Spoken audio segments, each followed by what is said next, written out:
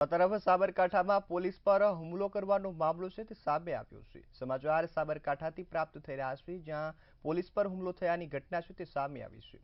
ત્યાં પોલીસના હુમલાની ઘટના બાદ હવે તપાસ હાથ ધરવામાં આવી છે। ત્યારે પોલીસ પર હુમલો કરવાનો મામલો છે તે સાબરકાંઠાથી સામે આવ્યો, જ્યાં સાબર ડેરીના ભાવફેરની વિરુદ્ધમાં આ હુમલો છે તે કરવામાં આવ્યો હતો। આ મામલે હવે 37 આરોપીઓ પૈકી 41 આરોપીઓના જામીન છે તે મંજૂર કરવામાં આવ્યા છે। 41 આરોપીઓના જામીન મંજૂર થયા છે। સેશન્સ કોર્ટે 41 આરોપીઓને શરતી જામીન છે તે મંજૂર કરી આપ્યા છે। ત્યારે 15,000 રૂપિયાના જાત મુચકરકા સહિતના જે જામીન છે તે મંજૂર કરવામાં આવ્યા છે। મુચકરકાના જામીન મંજૂર થતા 41 આરોપીઓ છે તેમને છોડી મુકાયા છે। ત્યારે હિંમતનગર સબ જેલમાં બંધ આરોપીઓને મુક્ત છે તે કરવામાં આવશે। ત્યારે સાબર ડેરીના ભાવફેર મુદ્દે વિરોધ થયો હતો અને જેમાં હુમલો છે તે કરવામાં આવ્યો હોવાની ઘટના છે તે બની હતી। સંવાદદાતા પાલકો હતો, તેમાંથી 41 પશુપાલકોને શરતી જામીન આપવામાં આવ્યા। શું વિગતો?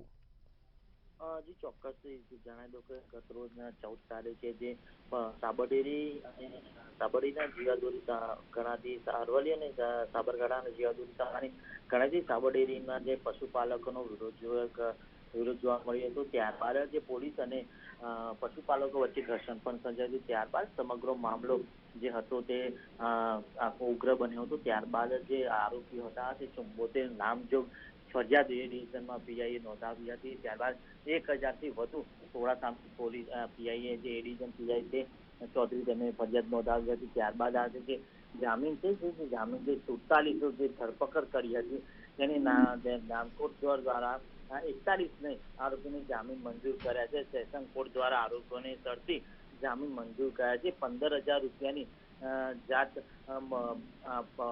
15,000ની જામીન મંજૂર કર્યા છે અને હિંમતનગરના સબ જેલમાં બધા જ આરોપીઓ મૂકવામાં કરાયા હતા। ત્યારબાદ જે આખું છે આરોપીઓને ફરિયાદ પક્ષને ધમકી પણ આપવી નહીં, જે આરોપીઓ પાસે પાસપોર્ટ હોય તેવાઓને પાસપોર્ટ જમા કરવાનો પણ આદેશ કરવામાં આવ્યો। આરોપી રાજ્યની બહાર પણ નહીં જઈ શકે, નામદા કોર્ટે મંજૂરી લેવી પડશે। ત્યારબાદ આજે જ્યાં સુધી કેસ ચાલે ત્યાં સુધી સરનામું બદલાવાનું થાય તો તે કોર્ટને પણ જાણ કરવી પડશે।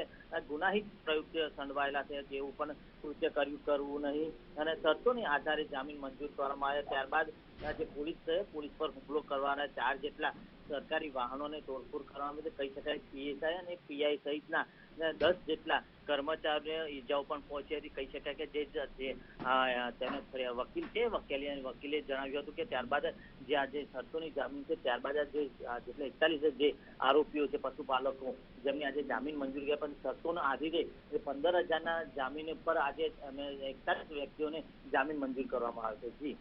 જી બિલકુલ દીપકસિંહ, સંપૂર્ણ માહિતી બદલ આભાર।